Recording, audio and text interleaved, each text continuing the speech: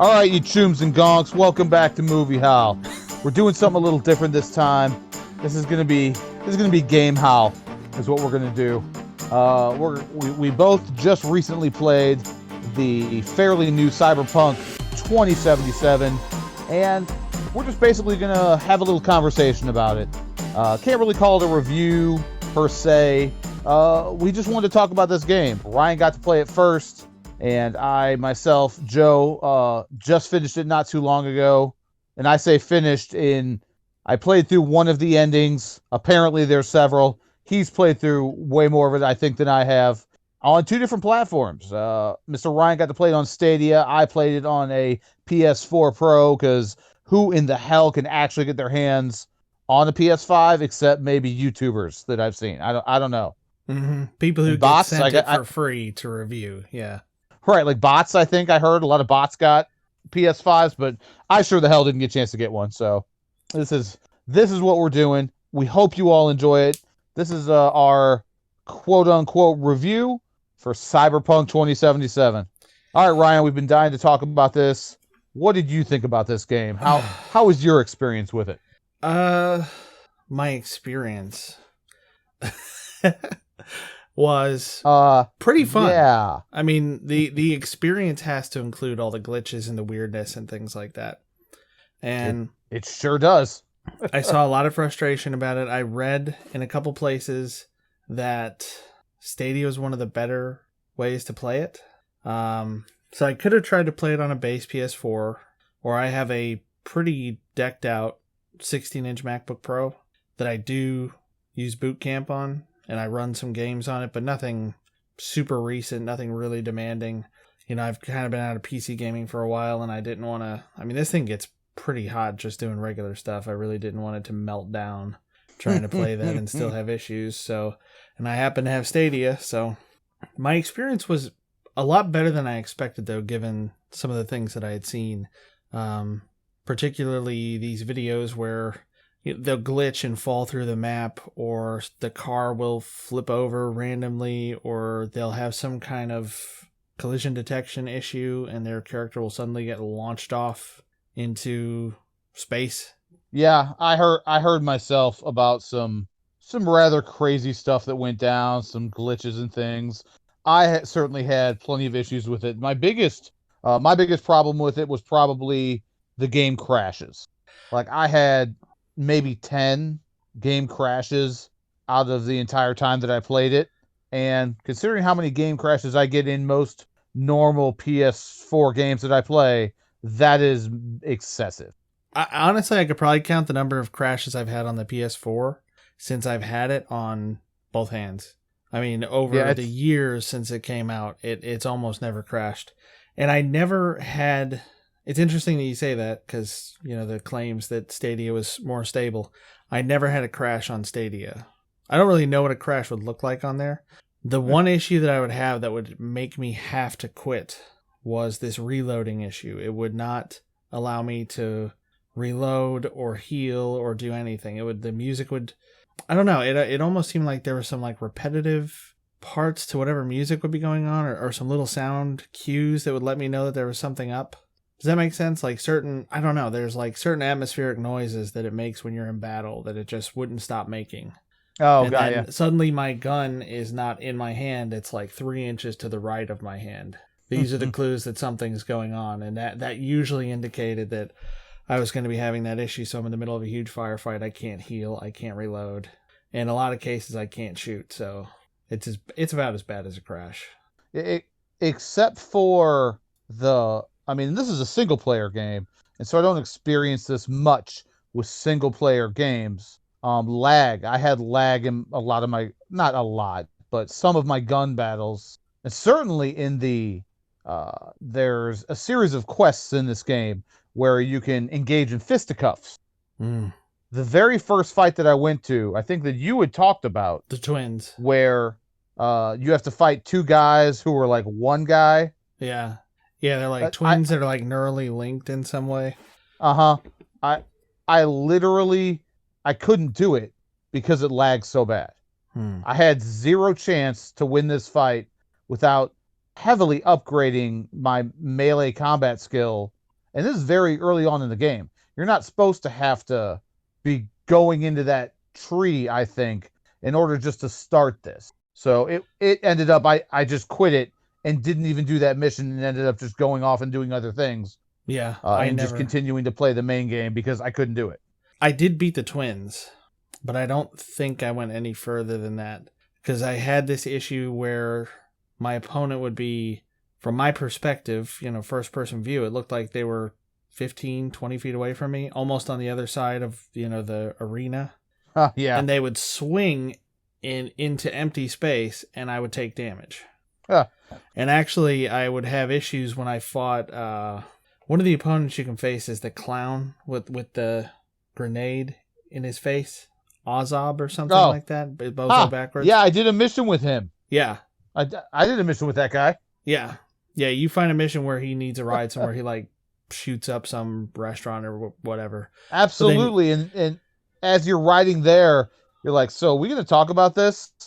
Talk about what? That grenade on your face? Like, I need to worry about this? Or so there was definitely some things in this game, mostly smaller things that I noticed, extra little side content that was really fun. Yeah. That was well written, and I look forward because the version that I got on PS4 was not like a super special edition with a bunch of stuff, but it was like a pretty nice edition where I'll get the PS5 version for free. I'll just, when I finally, eventually, someday, get my hands on one, I'll just get to play it that way. And I'm not going to play this game again until I can do that. Because for me, I've played a lot of games. And the game I was just playing right before I started playing Cyberpunk was, I believe, Far Cry 5. And I went back to it because I was almost to beating it. And I went back to it right after I got done playing Cyberpunk. And it was just so much more fun because the game played the way it was supposed to. Yeah. Yeah. Now, there were some fun things in Cyberpunk for sure. And a lot of potential there. But because of the issues it had and how it played on even a PS4 Pro, still, I don't want to play it again until I feel like I can do it justice by playing it and not having to deal with the issues. Yeah. Yeah, the issue that I had with the clown, and this is another thing, I'm not sure. Some of the things that I experienced that seemed like glitches, I couldn't totally tell. When you fight him in the Beat the Brat mission, I think that's what it's called, he does this thing where, you dodge and it kind of goes slow a little bit. Right. It's almost like this bullet time effect for a second. When I would dodge him, he would turn with me and still hit me. And I assume it was a glitch, because there's nothing in the training or the tutorials that tell you that they can just come along with you even when you dodge. You know what I mean? It's part of the basic training. Like, you can block, you can dodge, you can, if you time it right, it's just like The Witcher 3. You can time it right and push them away. There was nothing that indicated he would be able to come along with me, so I'm not sure if that was something with him or if it was some kind of glitch. I also would encounter these issues where I'd be in a battle and the battle music would continue to go after it was over. Like there's somebody still around and I'd have to go find them, and there's somebody like 3 blocks away showing up as an enemy looking for me. And in some cases it would prevent me from completing missions until I found them. Ouch. And I don't know if it's, a thing that's just where all the gang members happen to be, or if it's just a mistake that somehow the game spawned this guy far away. But yeah, there were a lot of... I'm with you that it was a relief to not play that anymore. I haven't played anything else, really. I fired up my Windows partition and I was playing... I realized I never played through the Cold Heart expansion pack for Batman Arkham Origins, I think it is. Okay. So I was just looking for something else to play, something that would be relatively short. And so I was playing that, and it's an older game, but it's fun. Yeah. Like you're saying, it's nice to play something that behaves the way you expect it to. Right. It was well done. That combat system that was set up, it's a fun game. I liked all of those. Yeah. And I haven't played that, so that sounds probably like it's pretty fun too. I will say one more before we get into just the game itself and what we thought about some of it. The one glitch I had that happened as a consistent thing throughout my entire playing experience was, if you've ever had a controller on a system where it was starting to go out or there was a problem with one of the sticks as far as looking around, like I'd be looking at something and then my crosshair would just drift to the left. Like I couldn't stay looking at the thing and just leave it there. It would be like, and I've had that happen before, and I would just like jiggle the stick and it would be fine. But it happened consistently throughout it, and I hadn't noticed it in any other games or things that I have played, before or since then. And so I just had to chalk it up to, obviously, it was a Cyberpunk glitch. Interesting. I didn't experience anything like that, but that might be PS4 specific. Yeah, and it was super annoying. You're trying to look at something, you're trying to keep something targeted that's at a distance, and you're trying to do one of your powers or, well, your abilities. Oh, yeah, it wouldn't you're right. stay on that target. Yeah, for your hacking abilities, you have to be on target. That's true. I didn't think about that. And I use those a lot. That was probably one of my highest skills. Yep. Yeah, towards the end, I didn't do anything else. I barely used a gun for a lot of it. Which was kind of a bummer, because I wanted to get really good at guns and like go into that tree, but that's not the way this works. It's not like some games where, a lot of games have used that style. One of the very first ones that did it, if I remember correctly, was called Dungeon Siege, where if you wanted to get good with the bow and arrow, you could only use a bow and arrow, and that's how it had to work. When you get good with magic, you had to use magic. This was, if I wanted to go down the tree with guns, I had to use guns all the time in order to get enough experience to be able to use that tree. And I kept going to it to like, oh, well, can I unlock this? Well, no, I can't use any of the skill points I've earned on this stuff because I haven't ranked up that skill enough just by using it. So I felt like it took kind of a lot in order to do that stuff. Yeah. If you wanted to rank it up and, not just put three of your skill points into one or two little basic skills in that tree. After a while, I started only putting my skills where I needed them. I would keep a few skill points back. So if it was like, you need tech skills of this to be able to unlock this door or whatever. Yep. I would have a few extra that I could allocate to that. That was, towards the end, that was how at first I was trying to do it kind of evenly, spread it out, because it's overwhelming. It really, I know it's Project Red, but a lot of it just, it sort of amplified the things that were difficult about The Witcher when I was first starting that. Because the attributes are really, it's a lot. It's really complicated. There are a ton. It's not totally clear what they do. In some of the cases, the benefits are so small, I don't know why you would bother. Like, I got implants towards the beginning of the game, and then I never did any others, because the best they would do is 5% more damage or a 5% chance of critical hit or something like that. Absolutely. It just hardly seemed worth it most of the time to like go find a Ripper Doc or spend any money. I literally never crafted anything in the whole game. I had a gorillion health packs. I never crafted anything. I would just put on whatever the best stuff I had was. So I have tons of screenshots of how ridiculous my character looked. Yeah. Because for whatever reason, the tactical like bulletproof vest and helmet would be less armor than a belly shirt and a headband. Right? So I'm wearing that and like a trench coat and like Daisy Duke shorts and boots, because for whatever reason that's the highest. I'd have my fedora on with my, bottom half of my face samurai mask. Yeah. Like, what is going on? It was utterly ridiculous as far as that stuff went. I really liked with The Witcher, it made sense. The armor looked like it would be right. Right, like you never it was found armor. Yeah, if you found like a shirt or a pair of old pants, they wouldn't somehow be more armored than your armor. Right? There's stuff in this game that's clearly armor, but a t-shirt is more protective than that. But yeah, I really enjoyed using the camera mode, the kind of freestyle camera where you can move it around just to see how ridiculous I looked. Like when you're going to meet Hanako in that hotel or whatever, you go into this fancy restaurant. She's in this like white gown, not exactly a gown, but it's not exactly just a dress either. Like just everything super fancy. And I walk in like hot pink booty shorts and the little samurai mask and all this stuff. It's just It was really funny.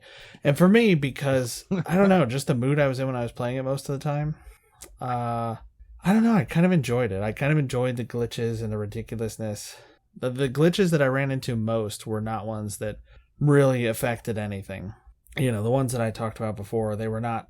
There was a period where every time I played, I would try 3 or 4 times a day, and every time I would get that thing where the gun kind of shifts out of my hand and I can't reload.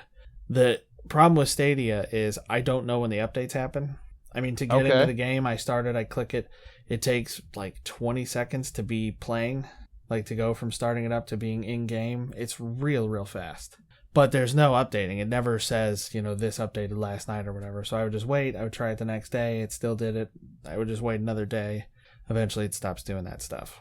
But the thing it did a lot was characters that I had defeated, so the bodies are still laying there.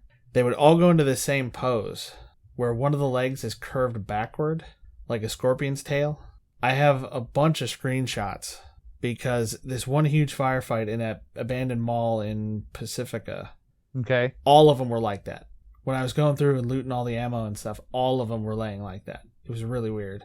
I've also had, I've noticed that some of the characters that are supposed to be dead are making faces. Like their faces are actively moving and they're grimacing like it hurts or like they're angry. I've had some of them yell. They're yelling, even though it's just like a head laying there. I did notice that there are ways to incapacitate enemies without killing them. Yeah, there are. Like if you shoot them in the legs enough that it's enough hit points that it would kill them, and they go down and they can't attack you anymore, but they're not actually dead. Yeah, no, these ones were dead. Okay. Like they were yelling, so I shot at them more, and they were definitely dead, and they were still yelling. They're like, "I'm gonna find you." Yeah, it was just, I don't know. It was really weird. It was really fun, but yeah, the thing that bothered me probably most was, like I was saying, I think it amplifies everything that was not great about The Witcher. Which isn't really a lot, because that was a great game. It is a great game. The problem is when you lack balance. So The Witcher had missions that were really heavy, and implications and consequences that were really heavy. But then there were also ones that were kind of light. There were missions that were fun. There's one where you... it's in one of the expansions, but you take... I told you about it before, that you take mushrooms or something like that, and you can start talking to Roach, and you have this like really funny conversation with Roach, and Roach is helping you solve this mystery and all this stuff. Like there's stuff like that, and then there are these really dark missions that are really serious. And in Cyberpunk, almost all of them were really dark. So it was one of those things where after a while, it would just start to weigh on me. Like, why am I... Man, this is not... I mean, it's fun, but none of it's happy. Like, nobody gets a happy ending in this. Right? You know what I mean? Like, there's nothing to balance hold on. how grim it is. There are hookers. You can get a happy ending. So... Yeah, which I did once or twice. I mean, there is that. They at least did better with these animations than they did in The Witcher. I get it that your game is trying to be an adult-oriented video game. Like in the beginning, one of the things about Cyberpunk was it's Cyber Penis 2077. You can choose all your genitals and do all this stuff, and they're having these fairly hefty sex scenes that because you just went and paid for a hooker.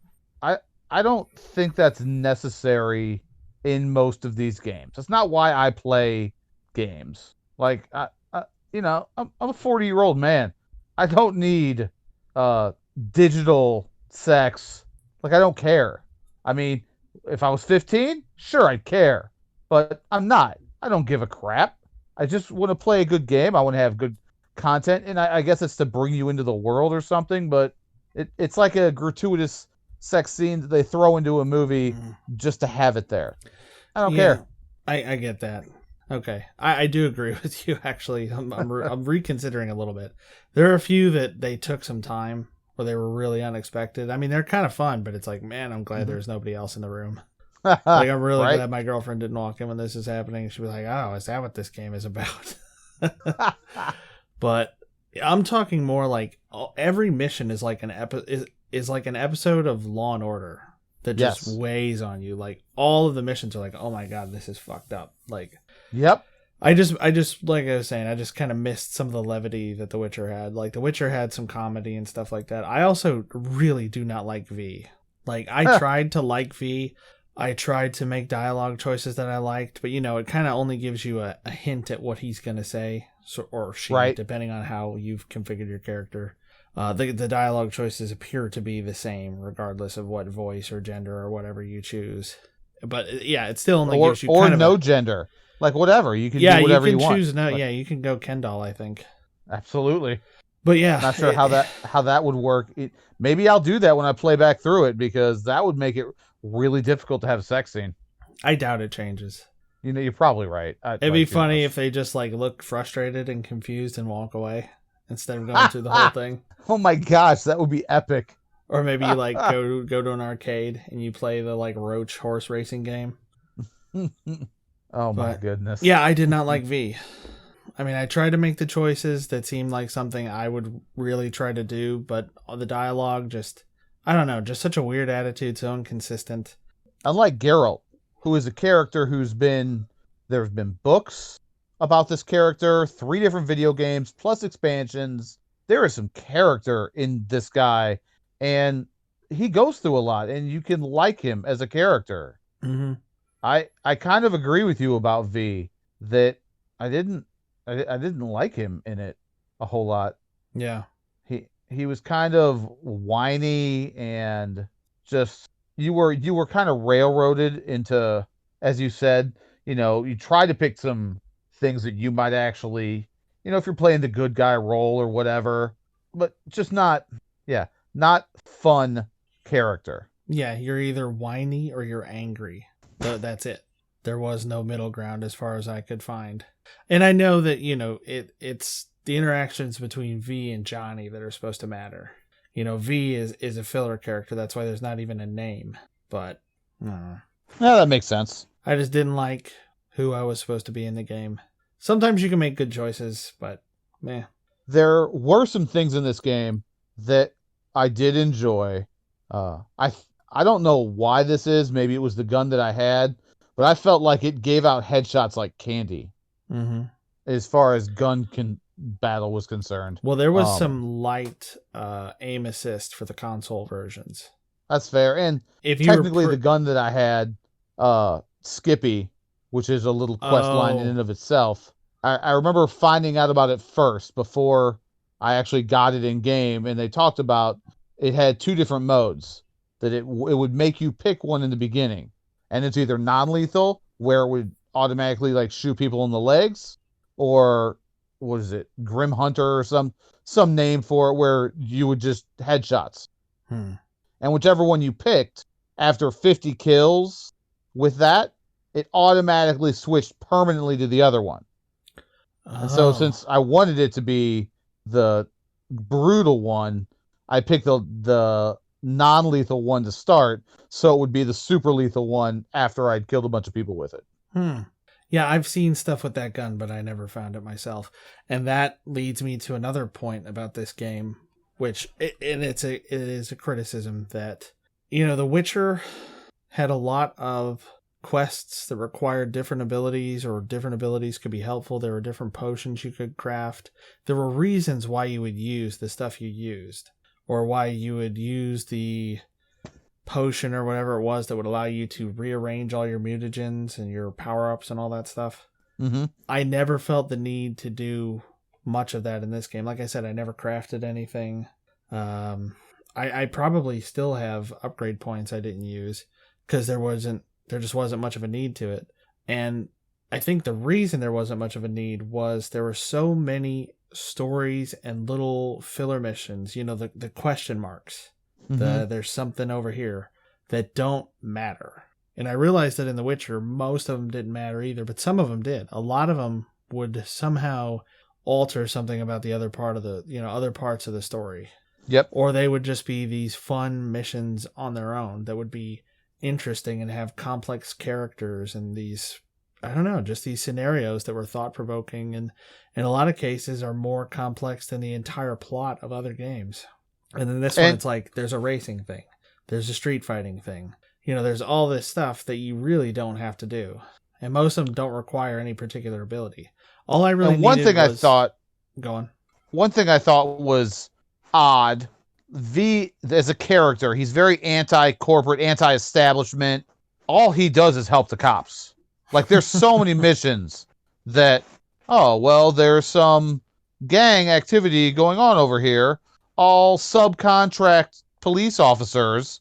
You can go and take out these bad guys. There was so much of that. There was a lot of that.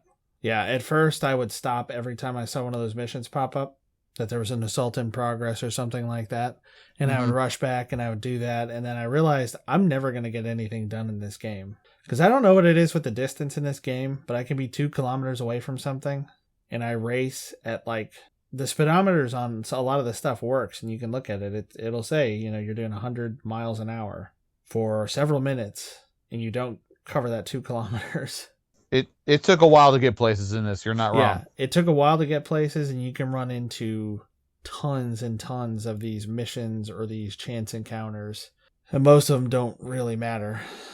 I mean, it wound up being a thing of I don't like V enough to want to spend that much time with him. With The Witcher, there were just a lot of fun experiences to have. So I completed everything. The last time I got onto The Witcher 3, there were no unfinished quests. There were no question marks anywhere. I did everything I could possibly do. I did all the expansions because all of it was fun. I mean, I got real tired of finding smugglers' caches in Skellige.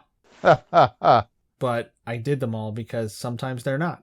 You find on some of these little islands, there would be people that are doing stuff. And yep, you have to make decisions with them or talk to them or help them or don't help them. Whatever it may be. But it was always interesting, and I like Geralt, and I like that world. And Cyberpunk was a little heavy. It was real heavy. And for those of you who might not know, the reason we're bringing The Witcher up a good bit is because they're done by the same company, CD Projekt Red. For me, I had been waiting on Cyberpunk for a very long time. I remember early rumors about it. I've been following it for a long time. And in my mind, I built it up as the next major RPG that was really going to be a time sink. And there is a lot of stuff to do in this, but not necessarily a lot of stuff that doesn't get super repetitive. Yeah. Now, as I said, there's some fun things in it. One of the ones I thought was quite fun as far as they're just go fetch side quests.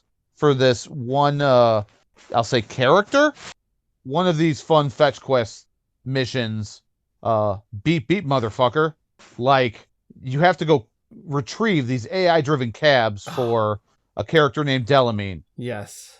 And that was one of the things put in this game that reminded me most of what you've been talking about with The Witcher. And these little side quests that there was some heart and soul put into this. Like there were some really fun moments with that where one of them I had to talk this AI cab off of a ledge and to keep it from jumping to its death. Like some really unique things happened with some of the missions. The character that you talked about having to brawl with, who had a grenade on his face, who we had to go on a mission with. Some of the conversations were really fun. So some of it, they tried to add in a little bit of levity in some things, I think. I mean, I didn't do a whole bunch. Like, I like to play these games and I don't think I'm as completionist as you are about it. I was with, I think Skyrim was one of the ones I did that with, where I just did everything. I like everything that I could possibly do. Everything I could possibly do, I did. Yeah. I just, if I take away the technical issues of this game, and I just base it on the things that worked right, that played, the story missions, the things that I did, this did not suck me in to the world like some of the Far Cry games that I've played. Certainly not like Skyrim or Fallout. It just, I don't, especially The Witcher, I don't put it up there with those games yet. I might have a different opinion after I play it on a PS5 and I can visually see it the way it's supposed to be, and it technically works, and I'm not dealing with issues, I might want to. I am going to want to try and put some major time into it to see how much I'm going to really enjoy it in comparison. But this playthrough, no, it was not. I didn't have nearly as much fun with this game as I did with, say, Skyrim. Yeah. Like, I liked every different major guild or side quest thing. That I liked all that. I had so much fun. I mean, I killed so many Draugr, I don't even want to talk about it. But Skyrim, that stuff. Skyrim did a really good job of conveying scale, I think, to the player. It did a good job of making you understand how small you are in this world and how large and expansive and kind of mysterious the world was, right? Mm-hmm. Where in this game, yes, it still feels large and it feels alive in some ways, but it also feels maybe oppressive is the best word for it, because it lacks the hope that is in some of these other games we're talking about. You know, there's a lot of terrible stuff that goes on in any of them. There are a lot of really dark missions. There are more dark missions than light ones in The Witcher, you know, and it's still, The Witcher still felt more hopeful, if that makes sense. I'm talking, like I've been watching a lot of Superman movies or reading a lot of comics or something like that, like talking about hope and all this stuff. But that was just, I don't know. It wasn't a super fun game to sit and play for a long period of time because you're always coughing up blood and falling down and having these seizures, and Johnny's having to take over, and people are like, you know, oh, you're going to die soon. You better figure this stuff out. Like, you better find a way to save yourself. And it has this dark atmosphere and this ticking clock. And I think they did a really good job of laying the foundation for a world in a new type of game, because I like all the different locations. I like the way they implemented fast travel. I like the vehicles. I like how there are different vehicles suited for different things. I actually really like that the vehicles do not obey any kind of physics. You know, I have recorded gameplay where I am like just blasting through the desert on a motorcycle. I launch like 40 feet up in the air, and then apparently I hit a point where a cutscene was supposed to start. So the motorcycle just stops, and I'm immediately off of it and walking forward into this cutscene. It was really jarring. But it's one of those things on Stadia, you can I think you press and hold the screenshot button and it does a little clip of the last 30 seconds. There were just so many weird things that happen like that. Or I hit another vehicle while driving a pickup truck and the pickup truck just runs over it. Or the pickup truck springs way up in the air or something like that. It just made it really fun. Like, I was glad that it wasn't really, really realistic about how those would behave. But the driving mechanics were a little strange, too. That was one of the reasons I wanted to play on your PlayStation, was because I wasn't sure. I noticed almost no lag with Stadia, at least on my connection, my particular combination of modem and router.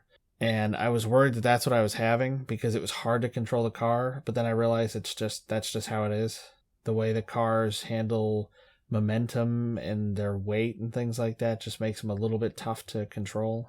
Yeah, I mean, I felt it odd that they couldn't get that they couldn't nail that. For a game that expects you to do as much as driving, I feel, is like a GTA. You got to nail the driving part. The driving was nowhere near as good as even GTA 4. Yeah, nowhere. No, absolutely not. I will say that eventually, and I only ever rode a motorcycle. Like, I didn't like the cars. I didn't like the way they handled. And it could have been before it got some major patches. I felt like towards the end of the playthrough, the motorcycles, I had a handle on them pretty well. Like, I could get around no problem. But it's still, in all, the driving was not nearly as tight as it should have been for a game of this caliber. I mean, you have to be able to have a small portion of whoever is in charge of programming the driving aspect of this. You have to be able to bring in somebody who has worked on some sort of driving game to make it more than just passable. So one of the other things that, and again, I'm circling back to it, I guess, that bothered me about this game, and we already talked about the sex scenes that are in it, and how I feel about that just in the game in general, but so much of the world revolved around that. The posters, everywhere you looked, advertisements, advertisements on the television or shops that were around, so much revolved around sex that it was almost distracting. Like Yeah. that's, as I've said, that's not what I need in my video game. I know you're trying to be edgy and push the limits, and you think this is, and maybe it is. Maybe that's what the age range audience that you're going for is really going to want. Well, I mean, I think it's also just kind of where society's going. Do you know what I mean? If you you're not wrong. watch any commercials, the things that they'll show now, and I'm not, I'm not condemning or anything. I'm just saying the types of things they show now versus the types of things they used to be unable to show. The way you can show men and women, in underwear for whatever kind of ad, or you can show them in the shower or doing all this different stuff. That kind of thing would have been obscene not all that long ago. That would not have flown on TV.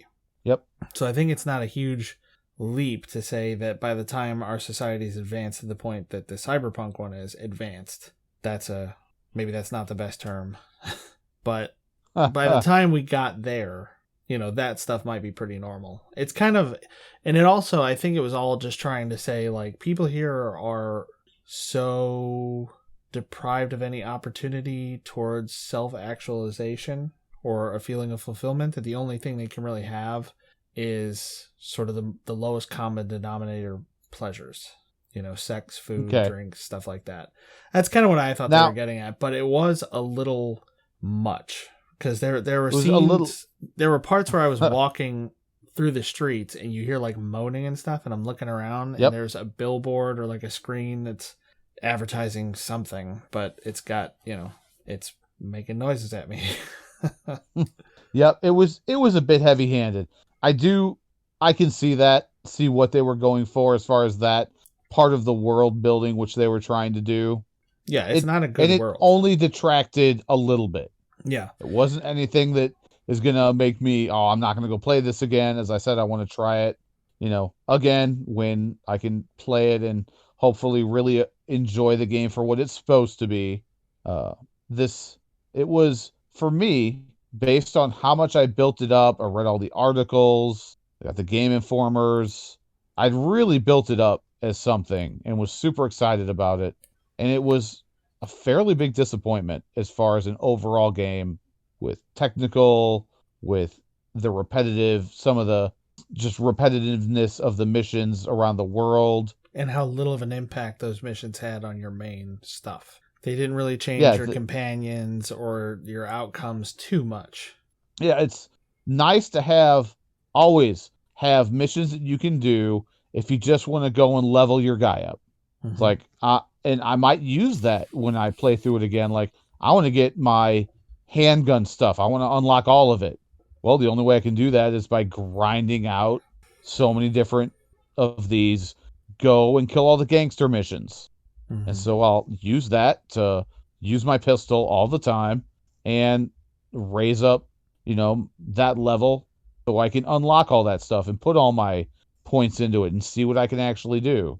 But I've done that a lot in games, and this game with the loot and the guns and the things that you get didn't really necessarily make me want to grind for stuff. Mm-hmm. Like, I've played like the Diablos and games where you grind for loot and they hand you out some stuff that really makes you want to grind and get better things or get full armor sets and item sets that once you have all of them, they do really cool things. This game, like you said, you didn't craft anything. Nothing felt like I needed to do that. I didn't need to grind in the world so I could get this one really cool combination of things that would give me some extra special abilities that would be very useful. Mm-hmm. Mm-hmm. And, well, yeah, I don't have anything else to add to that. It's somehow this game, like you were saying, just failed to draw me in the way I thought it would. Because I do think it's well made. It's very different from anything I've played before. It's very interesting in its concept, and the world is pretty cool. Even though it's supposed to be a dystopian future. Mm-hmm. You're kind of making the best of a bad situation in a bad future. It's not hopeful because it's not really supposed to be, but they did a good job of adding in things that made it feel real. Kind of the way some of the characters would act when you called them, or some of the interactions you could have via text, which was another thing I didn't really enjoy all that much.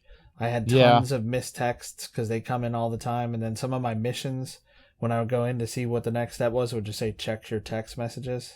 And it's like, oh, well, yeah, that was important. not. I'm just going to ignore that and do this other thing for a while.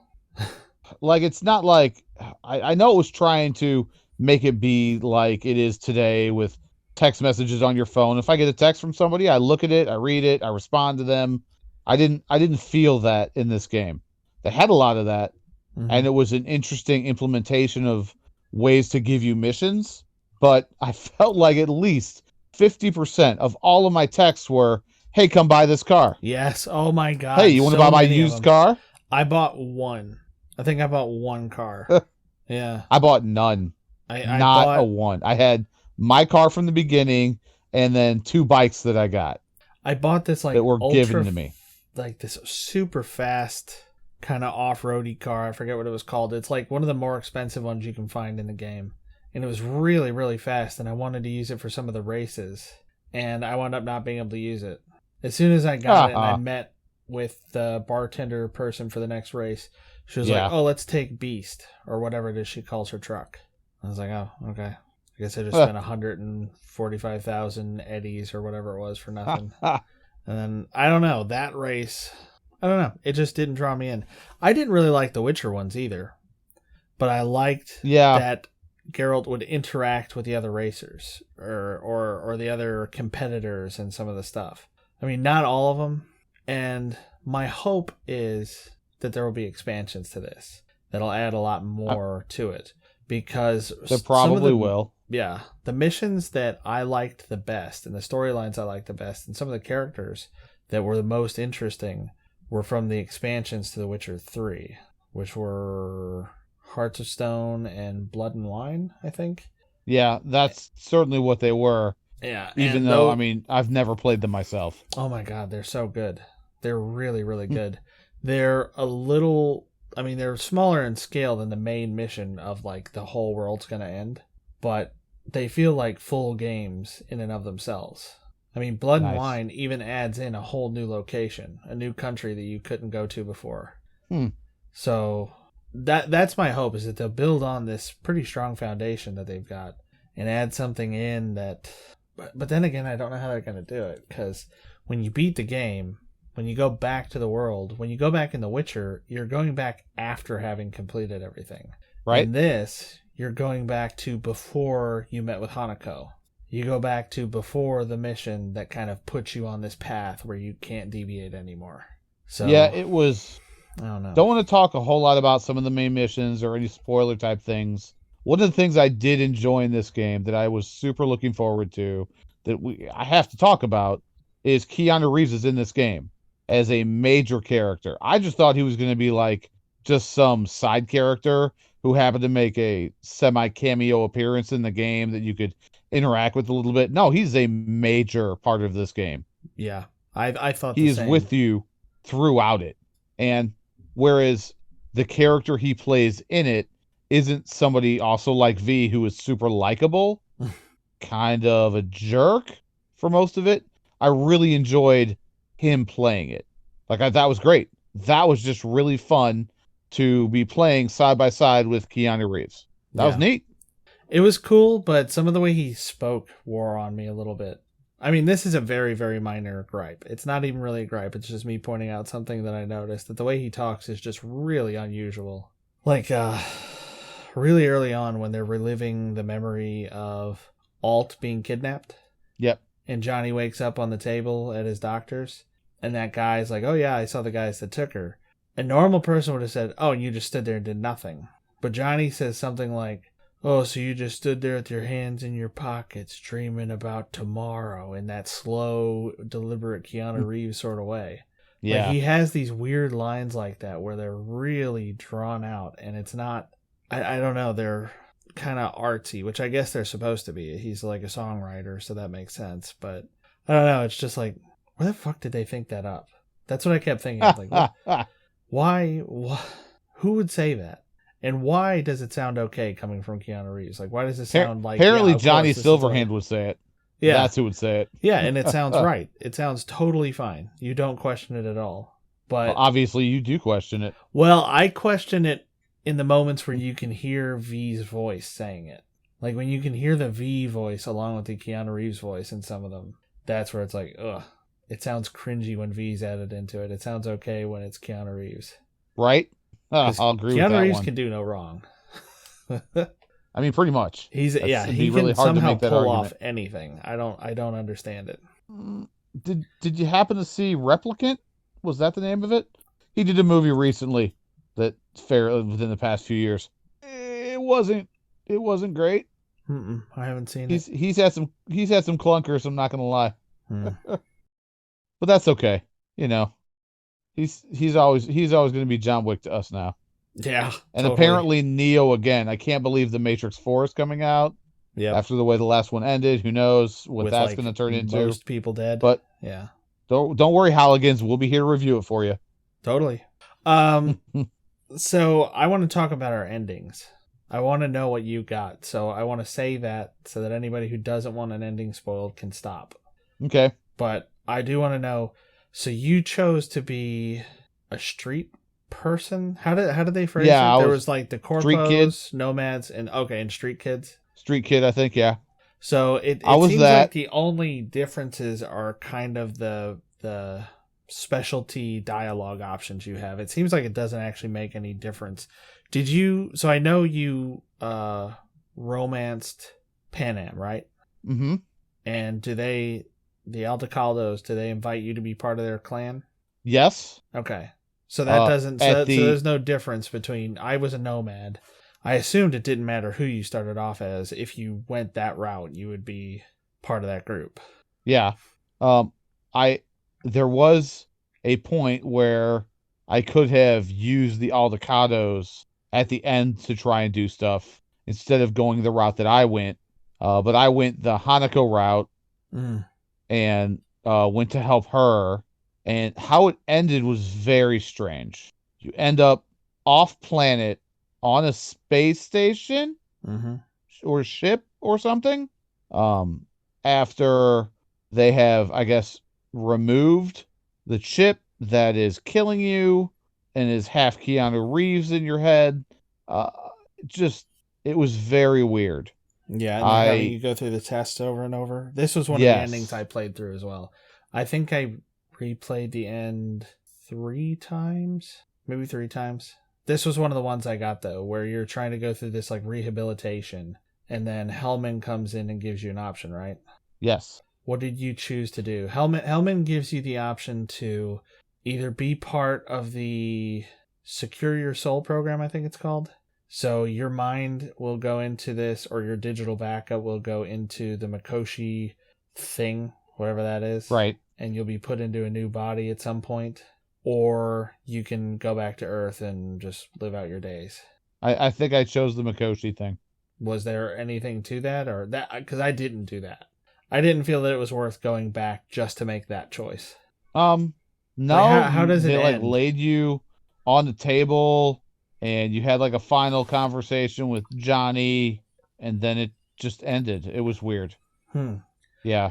So I did it. When I did the Hanako ending, I chose to not do the Mikoshi thing. And it ends with you walking out into the hallway. You get your stuff. They're going to put you on a shuttle and take you back to Earth. And it ends with V like looking at the Earth and kind of gritting his teeth a little, kind of making this weird face. Yeah, not great. And then some of the voicemails are a little bit different. Misty calls and says like, this is a really bad omen. Like bad stuff's going on. I just figured that was because you involved Hanako anyway. Maybe. Yeah. She was not a fan she was totally not a fan that I work with Hanako. Yeah. I was very unhappy about that. The ending that I did first, I did the one where you go with Johnny's plan. So you play as Johnny and you go with Rogue and another guy and you end up crashing into the building. So you're in the same place you would be with Hanako, that kind of rainforest floor in Arasaka Tower. But you're coming at it from another point in there. You can find where the conference would have been, but it's not there. The other big difference I found, I'm sure that you could find it through the Hanako one. It's a Witcher 3 Easter egg. There's a character in the Hearts of Stone expansion called the Caretaker, who's really powerful boss. Okay. And once you've beaten him, the Caretaker's spade is left behind because he fights with a shovel, and you can find it in there. And it's a weapon that does like 1,400 damage per strike. Like, it's really, really powerful. But for whatever reason, after that, when I went back, I still had it, but it only did like 100 damage. It was only powerful during that playthrough, during that last part. Okay. But essentially, it's the same. You fight, or no? Did you fight Atom Smasher? Yes. Okay. You fight Atom Smasher, and he kills Rogue. Ooh. Now, when you play through as Johnny, do you have all of your abilities? Yeah. Okay. Because I basically killed him with my hacking. Really? I killed... The first time I fought Adam, my first playthrough, I used weapons and hacking.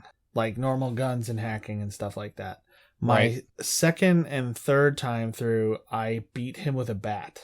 I'm sorry, did you say a bat? Yeah, when you're doing the mission... See, I tried to use the Caretaker's spade, but it didn't do much damage anymore. But when you're trying to get Samurai back together, the band, the one band member is threatening the other with a gold baseball bat with spikes or something on it. And at the end of their little confrontation, she drops the bat, and you can go and pick it up, and it does like almost 1,000 damage per strike. Holy crap. So I used mostly just the bat, but I also used a little bit of hacking to beat him. But yeah, it was mostly like, okay, I have this really powerful bat. I'm just going to keep hitting him with that. Because he kind of holds still for a lot of it. You can basically get him from 100% down to about 60% before he really does anything that you need to be worried about. But anyway, at the end of that, you go into Mikoshi, and you have another version of the conversation. Well, no, I guess you didn't have that conversation. You have this conversation with V, because you're still playing as Johnny. Okay. You know, and V they've already done the soul killer thing. He's a construct. You're a construct. Alt is telling you that the body itself has been altered in a way where it will not accept V back. It will only accept Johnny. So if Johnny keeps it, he can live. If V goes back, he's only going to live for like 6 months. So you make your choice as Johnny. So I chose as Johnny to go into cyberspace with Alt and let V have the body back. And when I did it, you're walking through this path and V keeps stopping you. Like pushing you, yelling at you, hitting you, stuff like that. Like telling you, that this wasn't the deal. This wasn't how things were supposed to go. And then that, even though he doesn't like you, he doesn't want you to die. Stuff like that. That if one of you has to live, one of you should. You know what I mean? So V is mad. I mean, from what it sounds like. V is pissed that Johnny's going to give up. V's like, you can live. Sounds like Johnny's going to go live in cyberspace with his woman, which is what he would want to do. And you, V, who's been fighting this whole time, specifically to get your body back, now that you're getting it, you don't want it. But you're going to die anyway. So that's the thing. He's like, well, I'm going to die anyway, but you could live a normal life. That seems to be it. It didn't make a ton of sense to me either. I think there might have been some kind of a mismatch in some of the dialogue. Like, a lot of it was like, what are you doing? You can use this body. You can actually live. Why are you throwing away this opportunity? Stuff like that. But that's what I did. So you come back as V. You're living in this really nice house. For me, I had romance Pan Am. So I get up. Like, you wake up in bed in this super nice house. I heard the shower running. I went down the hall. Pan Am's in the shower. You can go in with her, but she's kind of upset with you and immediately leaves. You go talk to her. And it basically plays out that she's upset with you because she knows something's wrong and that you're going to be doing stuff you shouldn't be doing. And it turns out that you are now running the afterlife. You are like the biggest legend in Night City. and you basically have nothing left to lose, so you're taking any job you can get to try to survive. To any lead you can get to help yourself. And it ends in space with V like very slowly drifting in a spacesuit out of his little craft to rob a space station casino in orbit. What? And it ends with V kind of pulling this gritting teeth look as he's going on this like suicide mission, like floating across space towards the space station. Ugh. But in that one, Misty, when she leaves you the voicemail, she's like, "Oh man, everybody's gonna know about you. These are really good omens," Okay, well. But that one was the one that I got when I first went through it, and I was like, I don't know if that's good or bad. I don't know if this is leading on to like he's gonna be an even bigger badass in this going forward, or if they're just all gonna suck. And I think that's probably it. I haven't gotten all the endings. I know there's also a secret ending. I had heard about that as well. Yeah, but I haven't tried that I will say, based on what you just said with Pan Am, as far as your relationship arc with her is concerned, that was what you just described was the most realistic girlfriend thing that she did throughout the entire course of your relationship.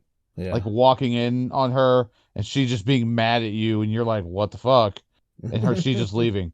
That's a real girlfriend. That's real life shit right there. Yeah. Because she wants to leave Night City and now you're like more entrenched in it because you are a legend and all this. Because I think the thing is basically like you're the modern day Johnny Silverhand. Like you busted into Arasaka, fucked up Arasaka, and managed to get out. Okay. But that makes sense.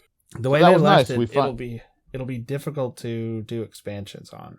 Agreed. At least the part that I saw when you finish up, that was odd. I thought odd choice for a world that you have crafted. I mean, the easiest thing to do would just give you a different character to play as. Yeah, that's what I was just thinking, actually. You're just playing as a different guy.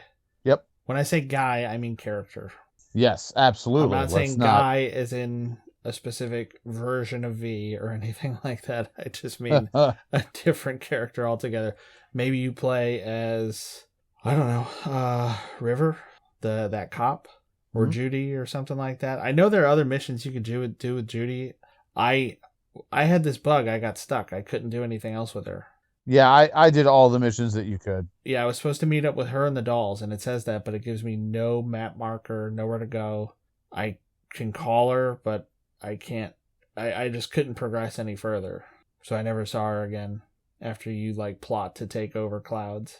I'm sure if later on you play it after more updates and things have happened and you just play through the whole game again, you'll probably get a chance to do some of that. Yeah. But I'll say this was nice. We hadn't had a chance at all to talk about this game since I'd beaten it, which has been at least a week or two from, since I did. But it was fun to finally talk about it. Everybody listening, if we put this out, we do hope you enjoyed it. This was different for us talking about a game versus talking about a movie. But, we're both gamers, so this might come up from time to time. Yeah. We just feel like doing it for a lark. And it's real different because we had different experiences. Like we're talking about, we had different endings. We had different missions we were able to do. It's, different experiences in the way that we both played them. Yeah, true. Different platforms. We were both very negative about it.